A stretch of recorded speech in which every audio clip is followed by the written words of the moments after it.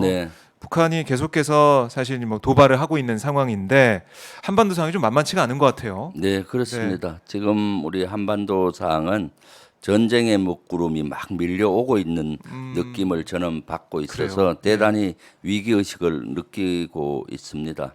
지난 일요일에도 북한이 방사포 사격을 했지 않습니까? 네. 서해안, 북한 서해안 지역에서 서해안으로 음, 방사포 240mm로 추정되는 방사포를 5발 사격을 했었고요. 네. 그리고 또 그전 일요일 날 6월 5일 일요일 날은 그 네 개 지역에서 음, 8발의 방사포를 사격을 했고 한 100여 킬로에서 한 600킬로 네. 이상까지 다양한 사거리를 사격을 했어요. 그 의미는 한반도 전 지역을 이렇게 사격을 할 수 있는 능력을 가졌다. 한반도를 불바다로 만들 수 있는 능력을 가졌고 하겠다라는 그런 의지라든가 북한의 그런 것들이 보여지는 것이죠. 그래서 점점 이번 일요일 날 그 도발은 방사포 도발은 윤석열 정부 들어와서 네 번째고 올해 들어와서 19번째 아, 벌써 도발인 겁니다. 예. 그래서 점점 이런 강대강으로 이렇게 치달리고 있어서 저는 대단히 우려하고 있습니다. 그리고 또 언론에서도 많이 나오고 있지만은 북한 핵실험이 언제가 네. 될 것이냐 대부분 전문가들은 또는 정보 당국에서는 시간의 문제다 언제 할지는 이미 준비는 거의 다 됐고 네. 그렇게 하기 때문에 많이 우려되는 지점이죠. 참, 이 북한 전원회의도 네, 열려가지고 사실은 네, 거기서도 여러 가지 발언도 나오곤 했는데 네, 북한의 이런 여러 가지 이제 발언이나 모습 이걸 좀 네. 어떻게 우리가 평가를 해야 될까요? 전원회의 그렇죠. 포함해서. 지난주 전원회의가 열렸는데 거기서 대남 메시지가 아주 강하게 나왔습니다. 강대강으로 하겠다. 강대강으로. 정면 승부하겠다.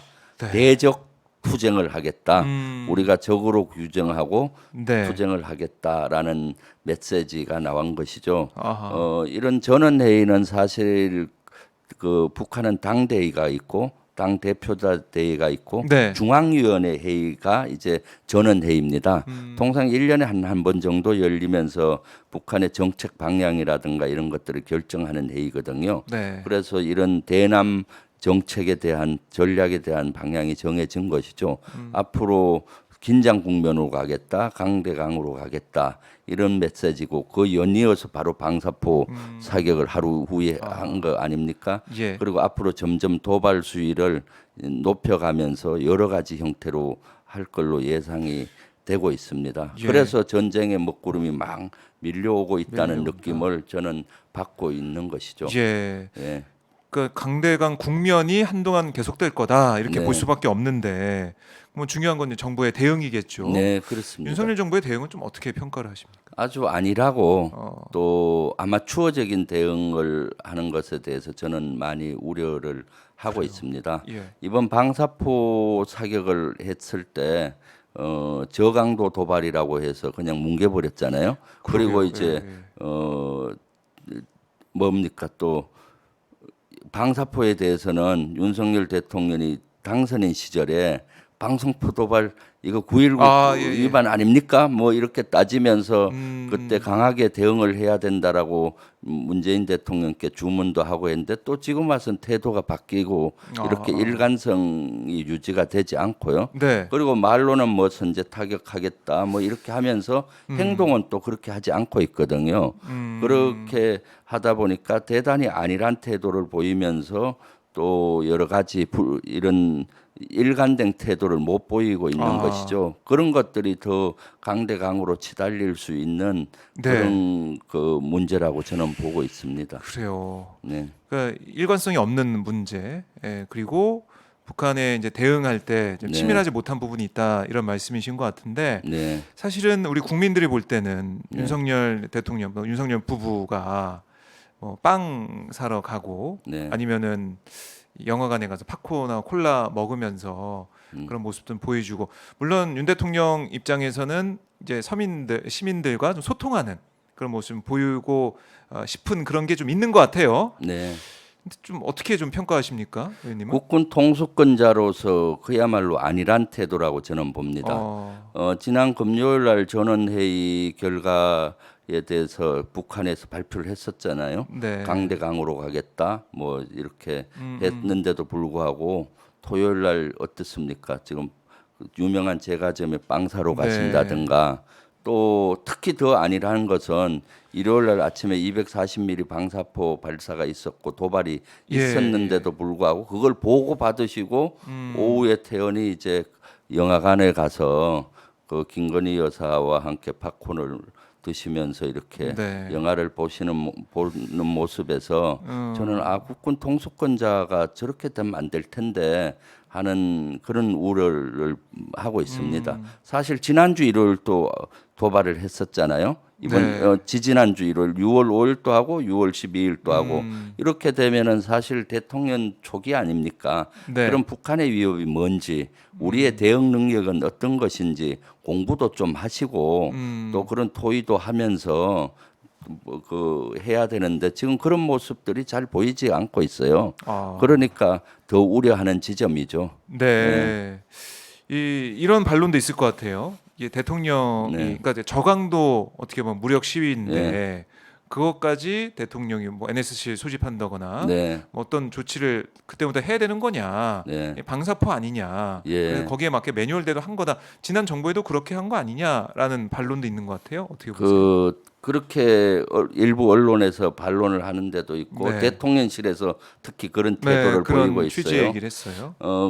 이런 예를 한번 들고 싶어요. 우리가 기상예보가 매일 되고 있고, 우린 통상 요 사이는 하루에 한두 번만 보면 되잖아요. 그렇죠. 내일 기상이 어떤지 네, 네. 정도. 체크하고. 그런데 태풍 예고가 돼서 게릴라성 호우가 오고 막 태풍 예고가 됐을 땐 어떻습니까?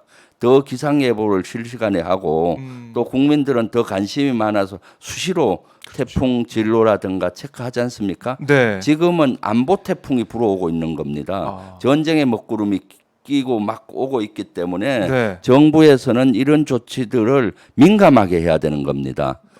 문재인 정부의 2017년도 전쟁의 먹구름이 낄 때와 비교를 하면은 저는 문제가 없다 보는데 네. 문재인 정부가 평창 동계 올림픽을 기점으로 평화의 물꼬를 열고 판문점선언 9.19 군사합의를 끌어냈잖아요. 그 이후에는 평화가 일상화된 겁니다. 아. 그럴 때는 이제 그 수위에 맞게 이렇게 대응을 잘 하는 것인데 지금도 마찬가지 수위에 맞게 대응을 하더라도 어느 때보다도 민감하게 해야 되는 것이다. 그리고 또 대통령이 지금 취임한 지 얼마 안 됐잖아요. 그러면 국군 통수권자로서 안보를 좀 중시 여긴다고 계속 메시지를 보냈으면은 이런 것들에 대해서 민감하게 봐야 되는 거고요. 그리고 240mm로 이번에 추정되는 방사포를 사격을 했었는데 네. 저강도 분쟁, 저강도 도발이기 때문에 뭐 NSC를 열 필요는 없고 뭐 거기에 대응했다라고 네. 아주 안일한 태도를 보였는데 240mm 방사포는 어떤 것인가 하면은 1994년도에 북한이 서울 불바다 발언을 했잖아요. 서울을 너들 까불면은 불바다 시키겠다 해서 난리가 났지 않습니까? 그때 북한은 170mm 자주포하고 240mm 방사포를 전방에 배치하고 서울 수도권까지 사거리가 되기 때문에 그 발언을 한 겁니다. 네. 사실 수도권에서 가장 위협적인 거는 물론 첫 번째는 북한의 핵이겠지만은 네. 재래식 전력으로 수도권에 가장 위협이 되는 무기 체계는 방사포입니다. 그것도 240mm 예. 방사포요. 이러한 것들을 이렇게 또 사격을 하고 했는데 그렇게 안일하게 대처하는 것은 문제가 있는 것이죠. 그래서 사실은 자꾸 대통령실이나 여당에서는 문재인 정부와 비교하는데 네네. 문재인 정부는 1년 차에만 전쟁의 먹구름이 끼었던 것이고 2년 차부터는 평화가 일상화됐던 시기입니다.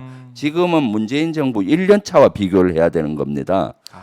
그러니까 문재인 정부는 방사포 할 때 NSC 열었냐 뭐 네, 어떻게 네. 했느냐 이렇게 하는 거는 맞지 않은 거고 지금 상황은 아주 경제적으로도 위기가 몰리고 있지만 안보적으로도 더 큰 위기로 가고 있기 때문에 민감하게 대응을 하고 거기에 대한 메시지도 나가고 해야 되는 것이죠. 네.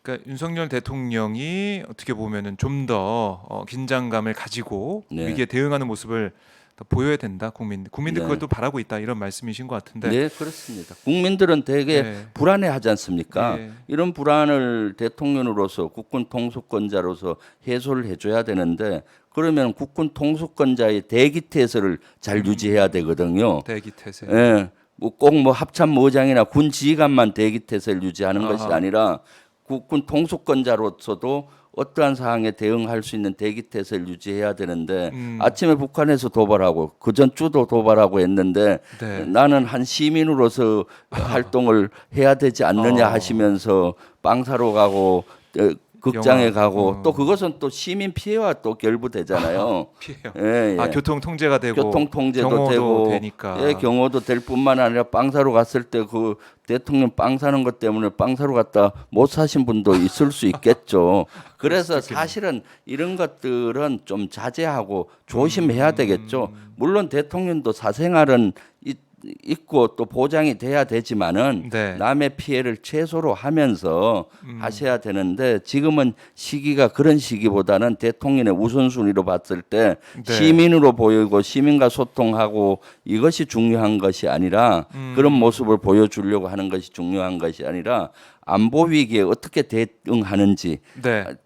국군 통수권자로도 대기태세를 어떻게 유지하는지 이런 것들을 보여줘서 아. 국민들에게 안심을 하게 하고 북한 김정은 위원장은 네. 오판을 하지 않게 하는 아. 거죠. 내가 이렇게 북한 김정은 위원장이나 북한도 오판을 할 수 있는 거죠. 이렇게 계속 도발을 하고 이렇게 했는데도 저기는 그럼 더 도발 수위를 높일 수도 있는 것이고 뭐 또 여러 가지 오판을 할 수가 있는 거죠. 처음에는 그러네요. 김정은 위원장이나 북한도 좀 두려워하지 않았겠습니까? 선제 뭐 타격. 선제 타격한다, 뭐 네, 사드 네. 배치하겠다, 뭐 그냥 원점을 타격하겠다. 대통령이 막 이렇게 후보자나 당선인 시절이나 대통령 때도 이렇게 얘기를 하니까 근데 예. 딱 자기들이 실험을 해보니까 이거 아무것도 아니거든요. 제대로 대응을 못 하니까 네. 오판을 할 여지가 있는 것이죠. 아하. 그래서 이럴 때는 윤 대통령께서는 국군 통수권자로서의 대기태세를 좀 잘 유지하시고 또 안보에 대해서 좀 더 공부도 하고 네. 또 그 조직이 이제 안보실도 꾸려진 지 얼마 안 됐잖아요. 그래서 안보실 요원들을 비롯해서 훈련도 시키고 해야 되는 것이죠. 사실 NSC 이런 것도 가상 연습도 해야 되는 거고 연습해야 잘하는 거 아니겠습니까? 그렇죠. 예를 들어서 핵실험 한다고 하는데 핵실험 했을 때 우리가 어떻게 대응을 해야 되느냐 연습도 시키고 북한이 예를 들어서 연평도 포격 도발 같은 기미가 있을 때는 우리는 어떻게 대응해서 막아야 될 것이냐 또는 연평도 포격 도발이 그럼에도 불구하고 유사한 어떤 것이 일어난다면 어떻게 해야 될 것이냐 네. 훈련도 시키고 해야 되는 것이죠. 대통령 스스로도 공부를 해야 되는 거고 안보실 참모들도 훈련을 시켜야 되는 것이고 네. 또 군의 현장에 가서 휴일날 사실 영화관 가고 빵 사 먹으러 가실 그 시간에 지금은 전방을 가보고 미사일 사령부를 가보고 하셔야 될 시간이라고 저는 봐요. 예. 그러니까 지도자도 준비가 돼 있어야 된다. 네, 준비 네, 태세가 갖춰져 있어야 된다. 이런 예, 말씀이시네요. 예.